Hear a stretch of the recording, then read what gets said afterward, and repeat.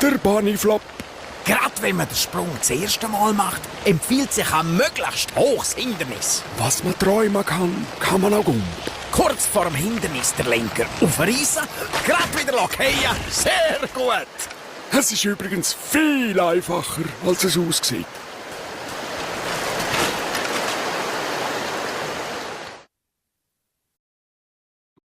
Hallo und herzlich willkommen. Bonjour à vous pour les 30 prochaines minutes avec moi. Les uns savent qui je suis, les autres non. Ça fait déjà depuis longtemps que je m'occupe des deux roues, donc pour le sport, quand c'est motorisé, mais aussi avec 4 roues aussi. Donc c'est là de quoi je m'occupe et là j'essaye de vous faire une petite présentation là-dessus. Donc voilà, comment se déroulent les 30 prochaines minutes. En premier lieu, je vais prendre quelques bases légales sur les e-bikes et ensuite à quoi attacher de l'attention quand on achète donc un vélo électrique. Où est-ce qu'il y a des différences entre les différents types de vélos électriques? Ensuite, quelques connaissances techniques si vous déplacez en vélo électrique. Ensuite, comme équipement, est-ce que c'est vraiment nécessaire de porter un casque ou est-ce que c'est juste quelque chose pour les jeunes? Et ensuite, pourquoi prendre des cours de vélo électrique et qu'est-ce qu'on y fait d'ailleurs? Et à la fin, vous avez peut-être encore de nombreuses questions à me poser et dans ce cas-là, j'essaierai d'y répondre après la présentation. Et, et vous pouvez donc les mettre sur le chat, donc la discussion. Donc peut-être d'abord définition de quoi on parle exactement. Donc nous avons Pedelec, ou disons ce qu'on connaît comme e-mountain bike. Donc on peut avoir jusqu'à 25 km par heure comme vitesse. Quand on parle des S-Pedelec, c'est les vélos électriques rapides qui vont jusqu'à 45 km/h. Mais bon, il faut que la vitesse est soutenue parce qu'il faut quand même encore pédaler soi-même. Ensuite, vous avez des Pedelec avec une poignée d'accélérateur, donc où on n'a pas besoin de pédaler soi-même. Et ensuite, il y a les scooters électriques où il y a beaucoup de personnes qui les utilisent. Il y en a avec numéro ou sans numéro, donc de plaque d'immatriculation. C'est une catégorie particulière. Et donc là, le législateur a de la peine à réglementer ça parce qu'il y a beaucoup de choses qui sont lancées sur le marché. Mais pour que vous ayez une idée de base par la définition de base de quoi nous parlons. J'en viens justement maintenant à base législative. Donc, c'est la loi fédérale sur la circulation routière LCR. On dit que la présente loi régit aussi la circulation sur la voie publique et cela concerne aussi les cycles et les engins qui sont assimilés à des véhicules.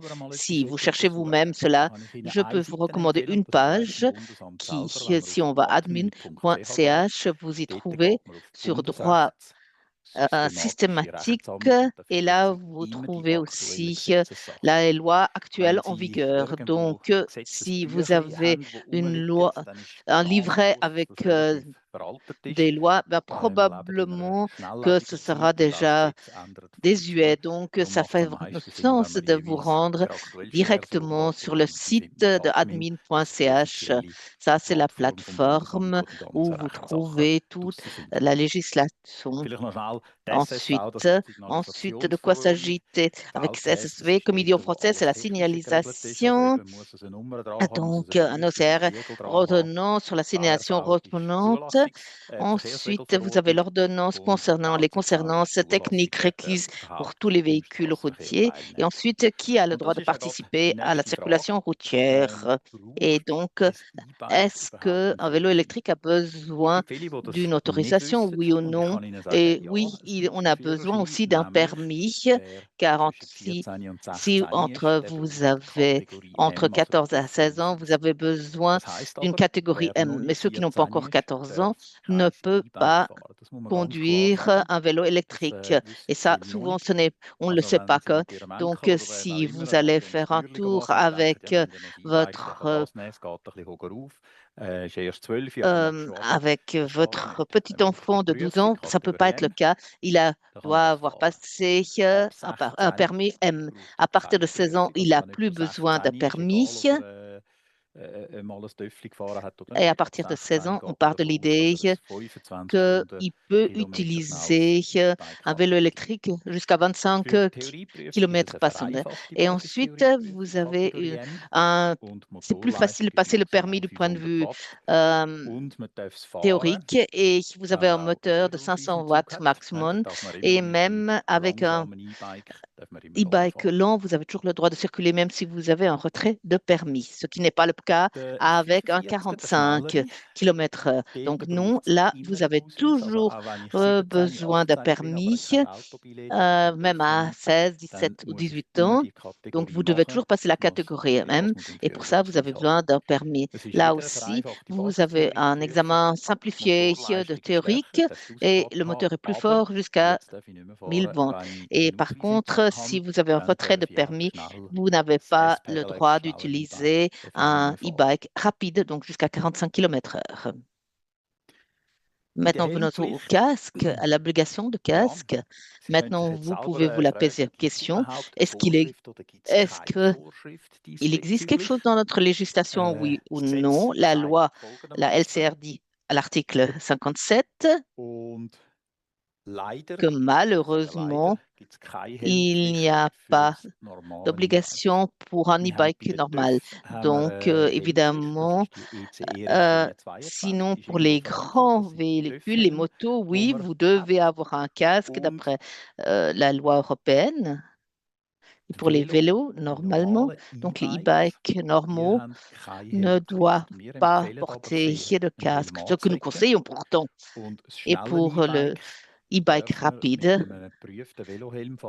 oui, vous devez circuler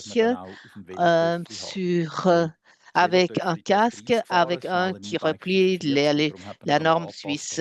Et donc maintenant, on peut aussi utiliser un casque vélo pour autant qu'on remplisse la norme. Et ça, c'est quelque chose qu'il faut contrôler pour que ce ne soit pas un simple casque vélo, mais qu'on puisse utiliser cela aussi pour un scooter, respectivement, un vélo électrique. Ensuite, quelle question? Quel est le vélo électrique qui est adapté aux personnes de plus de 60 ans? Pour les bikes, je dois dire, il est important, c'est qu'on ait un cadre bas, c'est-à-dire un vélo où je peux ne dois pas lever vraiment toute ma jambe pour me placer sur le vélo et sur le siège. Ça, c'est très important. Ensuite, il faut que ce soit très stable et, si possible, avoir un système de freinage anti-patinage. Donc, cela réduirait beaucoup le nombre d'accidents car ce sont des freins très forts. Et la plupart des gens ne s'attendent pas aussi à ce système de freinage anti-patinage au vélo, mais voilà, ça c'est vraiment une des bonnes innovations qui arrivent maintenant. Donc voilà, c'est-à-dire que vous pouvez vraiment freiner et ça ne vous fait pas tomber vers l'avant. C'est vraiment quelque chose de sensationnel et qui donne beaucoup plus de sécurité. Pour cela, vous avez besoin d'un cadre très rigide et donc, mais voilà, je dis il faut vraiment faire attention à avoir un vélo qui est stable et donc ce sera un peu plus cher effectivement à cause de ce cadre rigide. Et en plus, il faut un guidon qui est ergonomique. On n'a pas la même taille, tout le monde, et on n'a pas la même longueur de bras non plus. Et donc tout cela doit être adapté à vous. Donc même si avec le guidon norme, eh bien, ça ne me correspond pas. Dans ce cas-là, prenez un guidon qui vous correspond. Comme ça, vous vous sentirez beaucoup plus en sécurité. Et faites attention aussi qu'il y ait beaucoup vous ayez une taille assez grande pour la roue et aussi des pneus larges. Et maintenant, avec les 29, vous pouvez même passer sur un trottoir. Et si vous avez des pneus larges, eh bien, ce sera plus stable aussi et vous n'allez pas vous revoir dans avec le tram s'il y a un problème que vous retrouviez là. Et donc, en plus, si vous êtes sur des gravillons, vous vous sentirez plus. Et comme on a un petit moteur, eh bien, cela donne un peu plus de résistance. Et c'est ce qu'on fait aussi, qu'aujourd'hui même, dans le sport, ça ne fait quasiment rien par rapport à la résistance. Donc, ça ne vous fera pas travailler beaucoup plus en pédalant. Ensuite, vous avez besoin d'une lumière installée de façon fixe. Et donc, ça, il y a de pire. Si vous avez un magnifique valeur donc il faut vraiment que ce soit monté de façon fixe, installé. Vous pouvez simplement allumer ou éteindre et pas que vous devez le recharger comme ça à la maison. Donc, c'est vraiment extrêmement important. Et donc, j'ai une autre recommandation pour vous aussi, c'est d'avoir un rétroviseur. Ça vous permet de mieux regarder vers l'arrière, surtout sur le côté gauche, évidemment, et on voit mieux ce qui se passe autour de vous. Vous n'êtes pas en train de tourner la tête ou de bouger sur votre vélo. Et voilà, vous êtes tout droit et vous pouvez simplement regarder ce qui se passe derrière grâce à ce rétroviseur. Là, vous voyez mieux ce qui se passe autour de vous dans la circulation. Et ma recommandation est très claire. Achetez un vélo qui fait jusqu'à 25 km/h. Le 45 km/h, c'est seulement pour les gens qui vont au travail tous les jours avec le vélo. Et sinon, vous aurez plus de plaisir pour vos loisirs pour les 25 km/h. Et si vous allez à l'étranger, vous ne devez pas vous poser question, qu'est-ce que vous pouvez faire ou pas? Vous pourrez vraiment conduire comme un vélo. Et si vous savez à peu près comment vous conduire sur un vélo, eh bien, ça fera exactement la même chose aussi à l'étranger. Et tandis qu'il y a d'autres lois à respecter avec un 45 km/h. Et donc là, il faut mieux d'abord faire un cours et prendre des conseils d'une personne avisée. Ce qui n'est plus très nouveau, c'est c'est obligatoire d'avoir des lumières, donc à partir du 1er avril, donc ce qui n'est pas un poisson d'avril, pourquoi pas? C'est donc sur l'ordonnance technique, on parle aussi de la lumière et le e-bike, c'est un véhicule sur la route et ce n'est pas un vélo simple. Et c'est pourquoi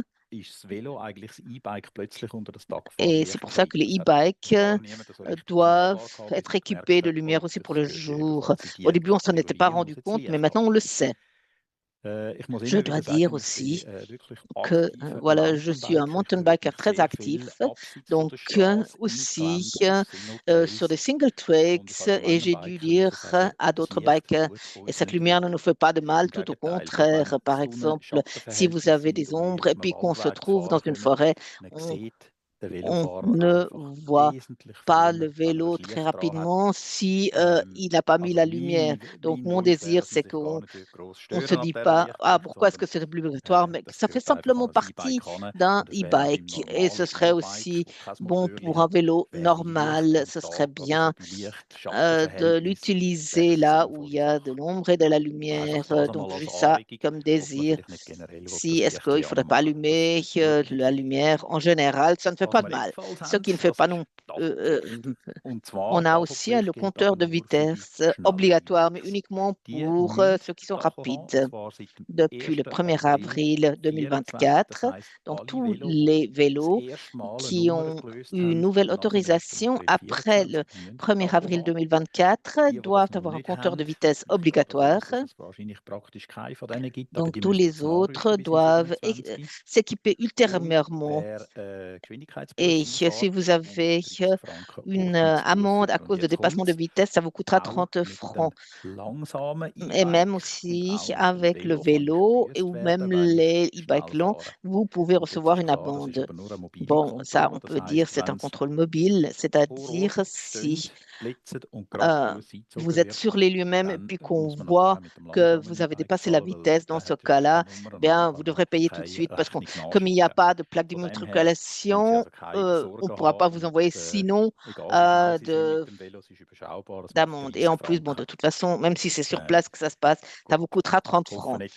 Et voilà, bon, je pense que C'est ce qui est écrit dans l'ordonnance sur les amendes ordonnantes.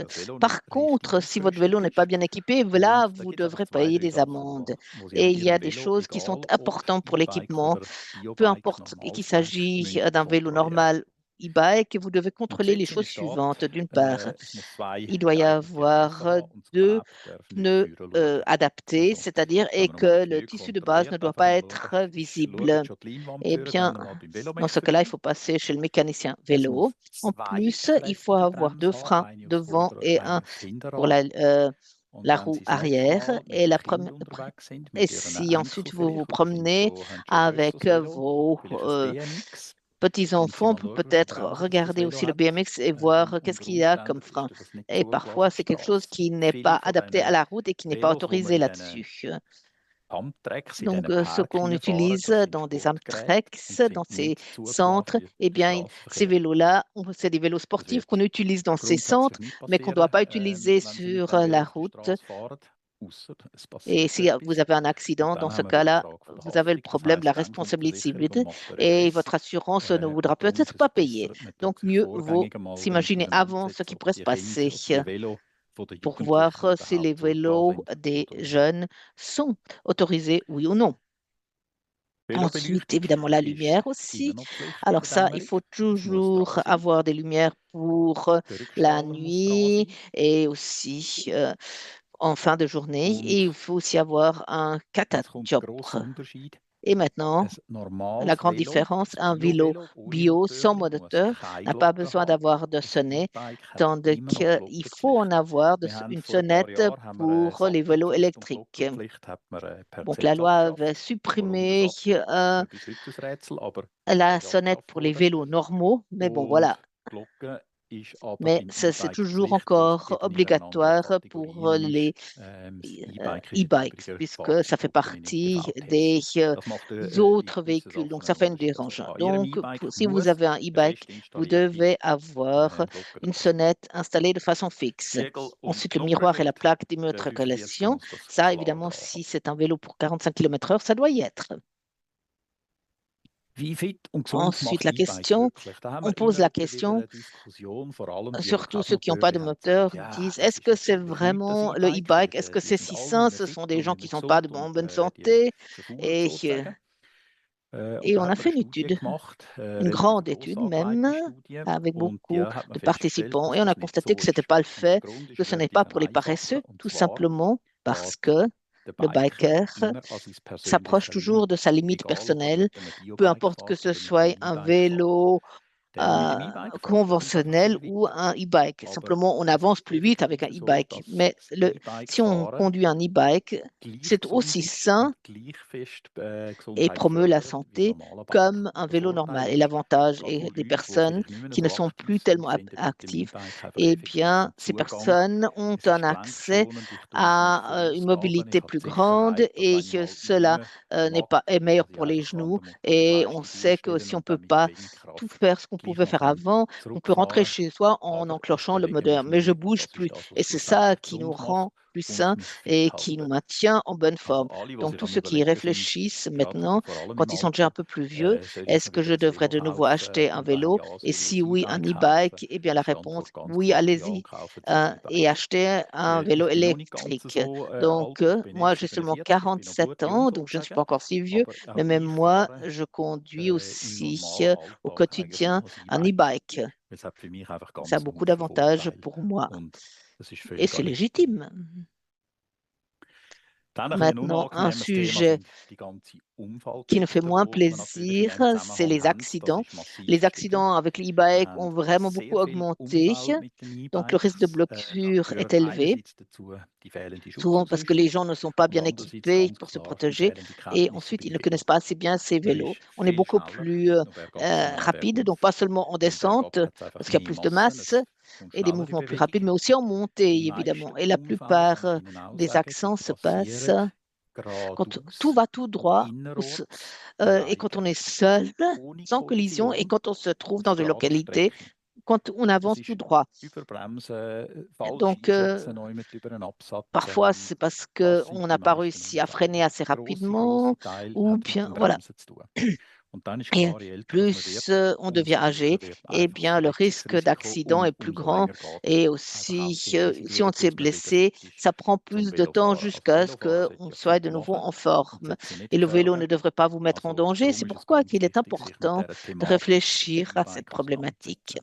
Et là, c'est pour ça qu'on vous a montré ce film au début, le bunny flop. Il est plus simple de faire ces sauts que ce qui semble au début, mais il faut quand même aussi apprendre un peu comment manier un vélo électrique et il faut y réfléchir. Et je vois que chez moi, ah, voilà, non, j'arrive au prochain slide. Je croyais que ça s'était accroché. Donc, si quelque chose se passe, il est important qu'on peut fournir du premier secours. Donc, ceux qui n'a pas suivi un cours de premier secours, eh bien, je vous conseille dans ce cas-là d'en refaire un. Bon, d'une part, ça fait du plaisir et de suivre un de ces cours de samaritain et de voir comment est-ce que je réagis lors d'un accident, parce qu'il pourrait se passer quelque chose dans votre famille, donc votre partenaire fait une chute et vous êtes à côté, vous ne savez pas que faire. Ça, c'est horrible. Et donc, suivez un cours comme famille ou comme avec votre partenaire ou tout un groupe. Et on peut toujours apprendre beaucoup de choses aussi contre les accidents au quotidien. Mais bon, si on fait du bike, donc parfois on a des petits problèmes avec des genoux ou bien, voilà, et si on produit que pour liquidifier un peu le sang, ben dans ce cas-là, c'est bon de savoir comment réagir si on a une petite blessure ouverte. Mais pour qu'on n'arrive pas jusqu'à cette extrémité, eh bien, dans ce cas-là, il faudra suivre un cours e-bike. Et voilà, je conseille maintenant les Swiss Bike School parce que c'est la plus grande école en ce moment. En ce moment, évidemment, en hiver, on n'en a pas de cours, mais dès qu'on commence de nouveau au printemps, eh bien, les offres ne cessent d'augmenter. Et ça, c'est important. Sachez comment utiliser les freins et aussi cette prestation qui vous est fournie et savez que on a l'impression que vous êtes pas très rapide alors que c'est le cas, donc c'est difficile pour les automobilistes d'estimer cela. Ensuite, bah voilà, comment conduire au sein d'un giratoire. Et je pense qu'à l'époque, il n'y avait pas de giratoire quasiment quand on a passé son permis. Et puis maintenant, on voit eh bien, comment réagir face à un tel giratoire. Donc, je ne peux que vous conseiller, suivez un tel cours à deux ou à trois ou dans un groupe. Ça fait plus de plaisir, évidemment, que si on fait cela tout seul. Et si, en général, vous avez des problèmes avec le vélo, eh bien, demandez à un conducteur de bike qui va conduire avec vous et comme ça, vous saurez comment réagir à certaines situations.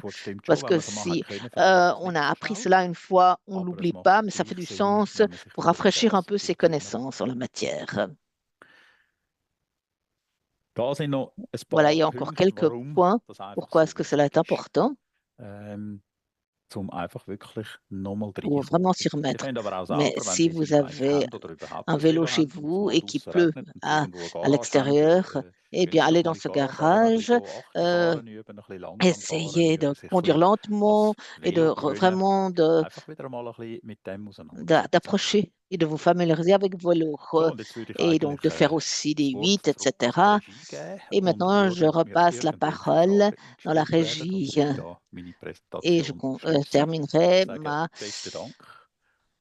maintenant ma présentation et j'attends vos questions.